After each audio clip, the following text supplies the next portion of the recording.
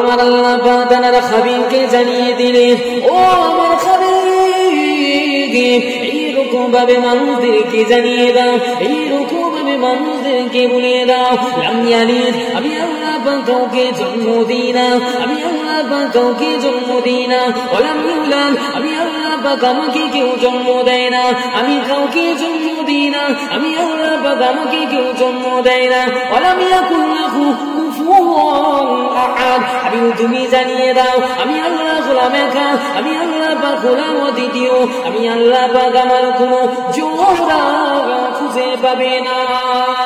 ও সোনার মানিকেরা, ও নওজোয়ান যুবকেরা, বাবেরা, তরুণেরা, আমার আল্লাহ পাক সূরা ইখলাসের ভিতরে এই সমস্ত আয়াতগুলো দিয়ে আল্লাহ পাকের খবীরকে জানিয়ে দিতে বললেন। আল্লাহ তাআলা খবীরকে মানুষের সামনে এই কথাগুলো জানিয়ে দেওয়ার জন্য বললেন। আমার আল্লাহ পাক বলেন, আমার আল্লাহ পাকের কোনো অংশ নাই, আমার আল্লাহ পাকের কোনো অদ্বিতীয় নাই, আমার আল্লাহ পাক কারো মুখাপেক্ষী নয়। ও সোনার মানিকেরা, আমার আল্লাহ পাক কাউকে জন্ম দেয় না এবং আমার আল্লাহকে কেউ জন্ম দেয় না। ওয়ালাম ইয়াকুল লাহু কুফুওয়ান আহাদ, তিনি হলেন অদ্বিতীয়।